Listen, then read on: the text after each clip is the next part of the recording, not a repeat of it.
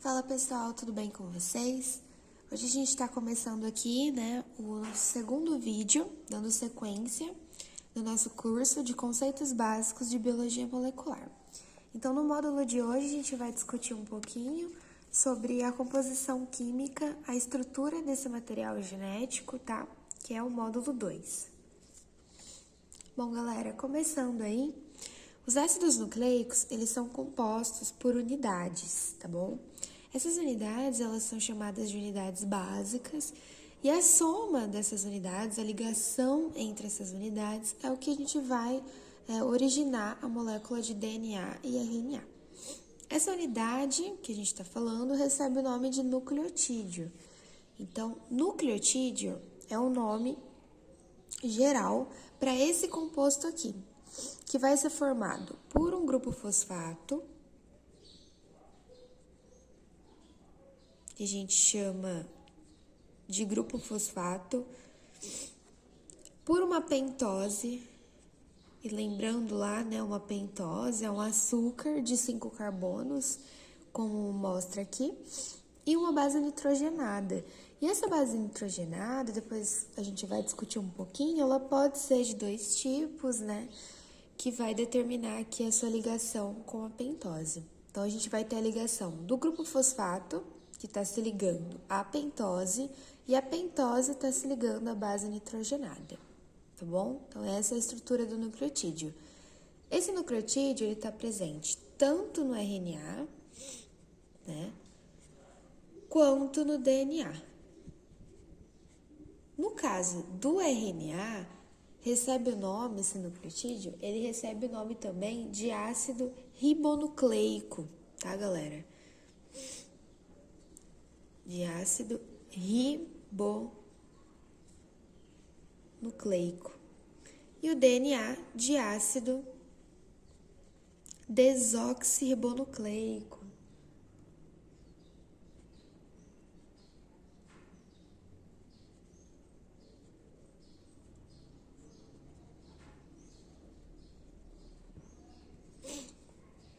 E aí a gente vai entender um pouquinho por que eles se dividem na sua nomenclatura, Se é o mesmo nucleotídeo, por que eles têm nomes diferentes? Bom, galera, o grupamento fosfato, ele é o mesmo tanto para o DNA quanto para o RNA, tá? O grupamento fosfato, ele tem a mesma estrutura molecular. Só que quando a gente fala da pentose, existem aí algumas diferenças, tá? A pentose, então, como definição, é um açúcar com 5 carbonos. E isso é encontrado tanto no ácido ribonucleico quanto no ácido desoxirribonucleico. O que vai diferenciar elas é a sua estrutura molecular, tá, galera? Não sei se vocês conseguem observar aqui a diferença, Mas no carbono 2', a gente tem, no caso do DNA, apenas um hidrogênio, ok? Enquanto que, quando eu olho para a pentose do ácido ribonucleico, que é lá no RNA, eu vou ter a presença de uma hidroxila no carbono 2', tá? Então, essa é a principal diferença entre a molécula de pentose, que diferencia o ácido ribonucleico do ácido desoxirribonucleico. A falta desse oxigênio na molécula de DNA, da pentose de DNA, é o que a gente vai determinar, então, como desoxirribonucleico, Desoxi vem da relação com o oxigênio. Então, como ela tem menos um oxigênio na sua molécula, ela ganha esse nome de desoxi. Enquanto que o RNA, que tem normalzinho, 2 hidroxilas, tem a quantidade de oxigênio ok, recebe o nome de ribose, tá? Outra coisa, gente, é sobre essa questão de nomenclatura do carbono. Então, a gente fala em carbono 1', carbono 2', carbono 3', e o que seria isso, É muito importante a gente entender agora já de início, que vai ser muito importante para os próximos conceitos que nós vamos trazer aqui. O carbono 1' da pentose é aquele que vai se ligar à base nitrogenada, tá? Então, se eu fosse olhar aqui, no caso, a molécula de DNA, pentose de DNA. Aqui é o carbono 1', tá? Aqui tá localizado o carbono 1'. 1' é como se fosse o primeiro carbono, tá? Então, se eu fosse fazer a contagem aqui, ele começa aqui. E aí, aqui vem a ligação com a base nitrogenada, né? Olha lá. No carbono 2' é onde eu tenho, então, esse hidrogênio com a falta do oxigênio, essa desoxirribose, né? Presente ali no carbono 2'. O carbono 3' é onde vai ficar localizado a hidroxila do DNA, aqui no carbono 3'. O carbono 4' tá logo ali, e o carbono 5' é esse que tá aqui aparecendo exclusivo, né? Esse é o carbono 5'. E com quem o carbono 5' vai se ligar? Com o grupo fosfato, tá? Então, lembrando lá, aqui agora, né? O carbono 1' vai se ligar à base nitrogenada, o carbono 2' é aquele que não tem a hidroxila, tem no caso só o hidrogênio. O carbono 3' é onde a gente vai ter a hidroxila, o 4' é onde vai se ligar ao carbono 5', que tá logo aqui, que se liga ao grupo fosfato, tá ok? No RNA, mesma coisa. Carbono 1', carbono 2', carbono 3', 4' e 5', ok? Bom, continuando, a gente tem então a base nitrogenada, que também vai ter alguma diferença, né? No caso dos nucleotídeos, do RNA e do DNA, do ácido ribonucleico e do ácido desoxibonucleico. As bases nitrogenadas, elas são anéis aromáticos, tá ok? Que vão conter nitrogênio. No seu esqueleto aromático ali contém nitrogênio. Elas se dividem em 2 grupos. E a diferença desses grupos também tá bem claro aqui pra gente na estrutura desse esqueleto aromático, né? No caso das bases purinas, nós temos um anel hexagonal e um anel pentagonal. Então, nós temos dois anéis aromáticos, tá ok? Essas são as bases purinas, que no caso recebem o nome de adenina e guanina, que a gente abrevia como A e G, né? No caso da adenina, a sigla A, e da guanina, a sigla G. Mas as duas são bases purinas, que vão ter, então, 2 anéis aromáticos, as adeninas e as guaninas. As bases pirimidinas são aquelas que não têm 2 anéis aromáticos, elas têm apenas um anel. E esse um anel é um anel aromático cíclico chamado de hexagonal. E aí, as bases que têm elas são a timina, a citosina e a uracila. São 3. E belezinha, agora, com as suas demais siglas, né? T, C e U.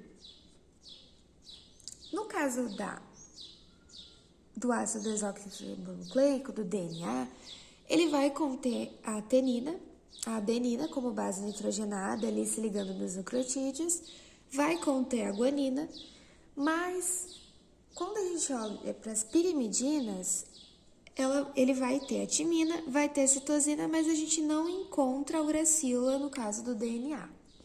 E quando a gente olha para o RNA, olha que legal, a gente vai ter a adenina, vai ter a guanina, então as bases purinas a gente pode dizer que são encontradas em ambos os nucleotídeos, tanto do DNA quanto do RNA, mas as bases pirimidinas, a timina ela não é encontrada.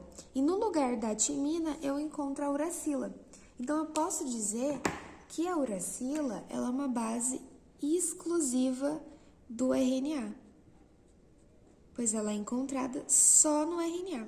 E no caso da timina, é uma base exclusiva do DNA, só encontrada então na sua estrutura do DNA. Galera, essas bases bases nitrogenadas, elas vão ter uma interação, tá? Entre as cadeias aí polinucleotídicas, mas a gente já vai discutir um pouquinho mais adiante depois. E olhando para o grupo fosfato, como eu mencionei, tanto no DNA quanto no RNA, é uma cadeia igual, é um grupamento fosfato igual. E é o grupo fosfato que vai dar o caráter ácido dos ácidos nucleicos. Lembra que a gente falou lá no primeiro módulo da natureza ácida do DNA? Pois é, esse caráter ácido ele é determinado pelo grupo fosfato, porque o grupo fosfato ele apresenta cargas negativas na sua molécula. E por que ele apresenta cargas negativas? Porque ele é derivado de um ácido fosfórico, né? Ele é derivado aqui do H3PO4. E esse ácido fosfórico, ele libera H+.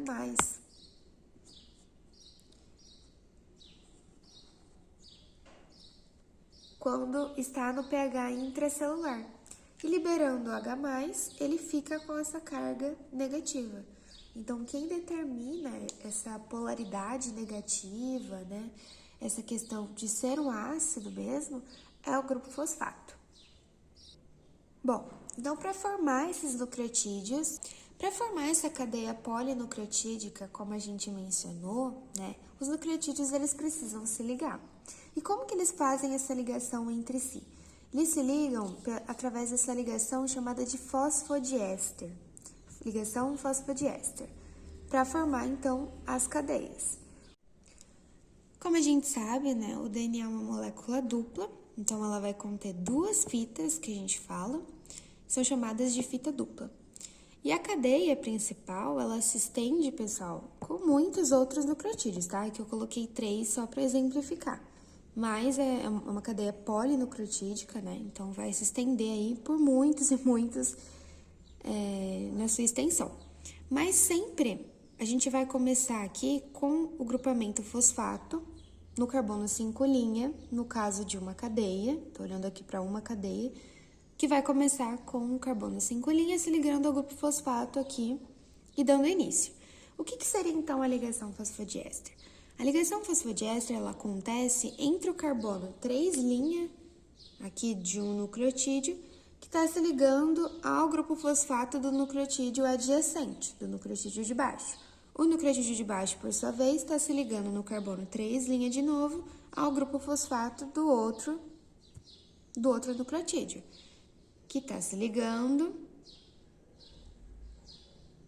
Aqui, no caso, a gente tem, então, no final, se eu fosse olhar essa cadeia, se ela tivesse se estendido, no final ela terminaria sempre, se ela começou pelo grupo fosfato aqui, no 5' amostra, ela vai terminar no carbono 3' com hidroxila sobrando, tá, hein, pessoal? Então, ó, eu vou ter a ligação entre essa ligação fosfodiéster que acontece no carbono 3' com o grupo fosfato do nucleotídeo adjacente. Esse nucleotídeo adjacente aqui no grupo fosfato está se ligando a sua pentose, né, do nucleotídeo, que está de novo se ligando ao outro nucleotídeo pelo grupo fosfato. Então, essa é uma cadeia, tá vendo? Começou pelo 5' com o grupo fosfato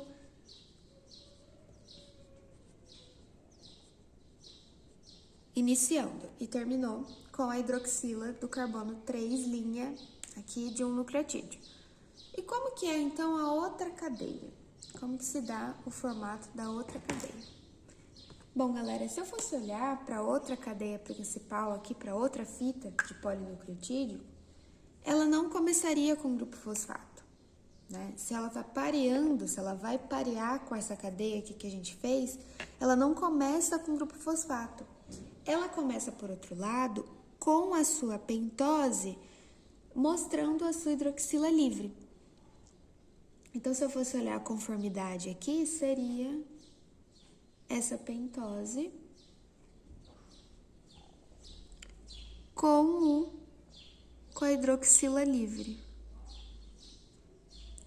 Essa hidroxila aqui, de novo, né? Ela vai se ligar, a pentose, do outro nitrogênio, que vai se ligar.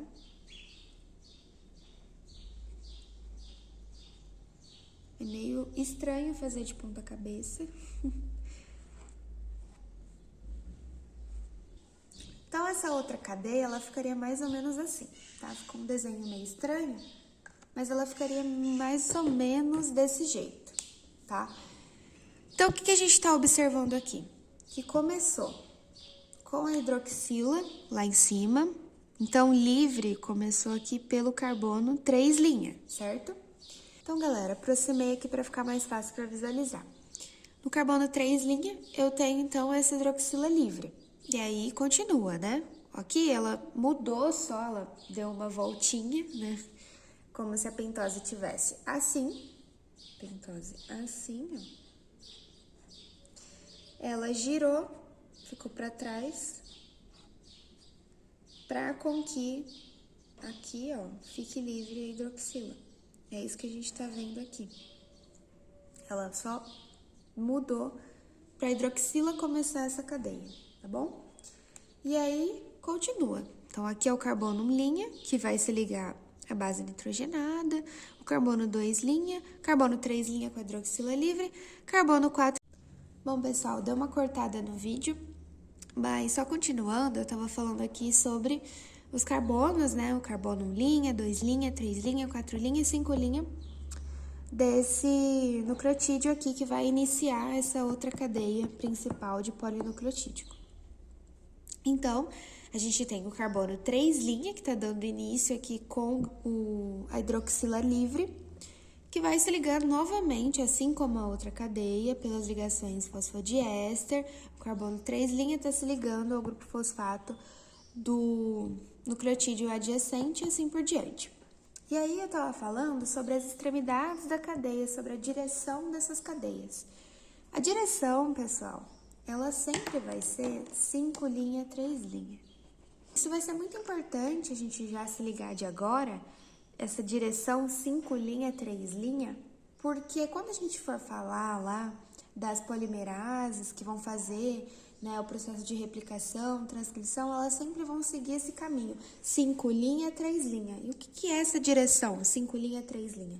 Essa direção 5', 3' é o que a gente está falando de grupo fosfato, que está começando com a pentose, no caso essa cadeia, e está terminando com a hidroxila lá livre.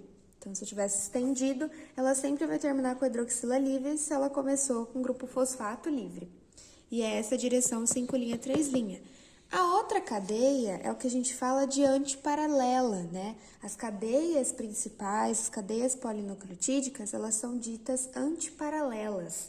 Por conta disso, de que a outra cadeia principal, ela se inicia com o grupo fosfato, ela se inicia com a hidroxila livre, tá? No carbono 3', por isso que a gente fala 3', e ela termina também, se eu tivesse estendido, ela sempre iria terminar com esse grupo fosfato livre. E é aí que a gente fala de carbono 5'. A gente percebe, então, que a direção da cadeia de uma é 5', 3', e a outra 3', 5'. Tá bom? Invertida, no caso. A cadeia, gente, as cadeias principais, elas são ditas também complementares. A gente fala que elas são antiparalelas e anticomplementares. E por que elas são complementares, né? Não anticomplementares, elas são complementares. Porque elas seguem a regrinha de Chargaff. E o que o Chargaff ele falava pra gente? Que a quantidade de adenina que eu tenho em uma molécula de DNA, ela é igual à quantidade de timina que eu tenho na molécula. E a quantidade de guanina que eu tenho numa molécula de DNA, ela é igual à quantidade de citosina que eu tenho nessa mesma molécula. Então, eu vou falar que as bases purínicas, elas são iguais à quantidade de bases que eu tenho de pirimidinas. Isso a gente pode estabelecer que a quantidade de adenina que eu tenho está se relacionando à timina e a citosina está se relacionando com a guanina. E como que elas se ligam, né? Como que elas se conectam? Através das ligações de hidrogênio. Então, essa ligação, ela vai se dar através das ligações de hidrogênio. E o que são essas ligações de hidrogênio? Galera, as ligações de hidrogênio, elas acontecem, são chamadas também de pontes de hidrogênio, acontecem entre o hidrogênio e ou o nitrogênio, ou o oxigênio, ou a molécula de ferro, que são muito eletronegativas, tá? Então, se forma uma ligação bem forte. Mas no caso dessa ligação das bases nitrogenadas que a gente tem entre o hidrogênio e o nitrogênio, são consideradas ligações fracas, pontes de hidrogênio fracas, tá? E elas se fazem pelo pareamento das bases nitrogenadas unidas. Então aqui, se eu fosse fazer o desenho entre as bases nitrogenadas, eu ia até tentar, mas vai ficar bem apertadinho aqui. Então eu diria que as bases purinas, né? No caso, essa daqui poderia ser uma adenina, uma guanina. Por exemplo, uma guanina vai se ligar através das pontes de hidrogênio, tá bom? Com a molécula de citosina, que no caso é só um anel aromático. E assim por diante. Então, em emparelhamento de bases seria a adenina, ela vai se ligar à base nitrogenada timina da outra cadeia. Então, aqui está uma cadeia, aqui está outra cadeia, né? A adenina vai se ligar à timina e a citosina vai se ligar à guanina. E vice-versa, né? Se tivesse uma guanina desse lado, ia se ligar à citosina. Se tivesse uma timina desse lado, ia se ligar à adenina desse lado.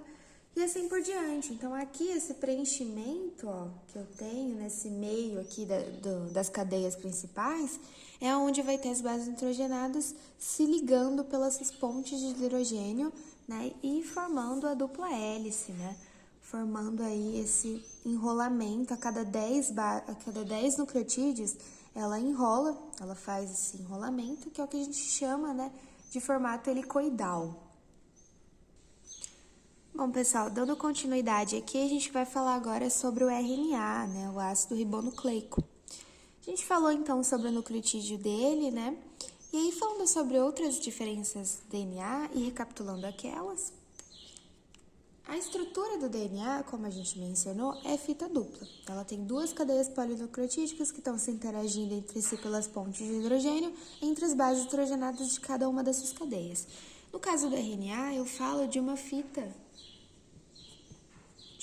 simples que a gente fala, né? Então, ele é composto por uma única cadeia polinucleotídica. E além disso, que difere ele lá do DNA, como a gente comentou na base nitrogenada, é que ele não tem a timina. No lugar da timina, ele tem a uracila, que é a base nitrogenada que vai, então, se ligar pelas pontes de hidrogênio com a adenina, né? Outra diferença nessa molécula de RNA é a função, né? Qual que é a função do RNA? Bom, na década de 50, pessoal, muito se questionava-se sobre qual molécula que levava a informação genética para o citoplasma. Porque a gente sabe que o DNA ele só é encontrado no núcleo, ele não sai do núcleo, ele é especialzão e só fica no núcleo. Agora, quando a gente fala do RNA, ele vai ser encontrado tanto no núcleo quanto no citoplasma. Ele vai ser encontrado tanto no núcleo quanto no citoplasma. E além disso, né, então se questionou muito sobre qual seria essa molécula. Já se sabia na década de 50, lembra lá que a gente viu que foi descoberta toda a estrutura tridimensional da molécula de DNA? Já se sabia que a síntese de proteína, ela acontecia no ribossomo e ela acontecia no citoplasma. Então, qual molécula que fazia essa transferência da informação genética, né? E aí, um grande palpite foi o RNA. Então, quem leva, que a gente vai comentar no módulo 4, quem leva a informação do núcleo para o citoplasma é o RNA. Enquanto que o DNA ele tem a função de armazenamento da informação genética, o RNA, pessoal, ele tem a função de transferência.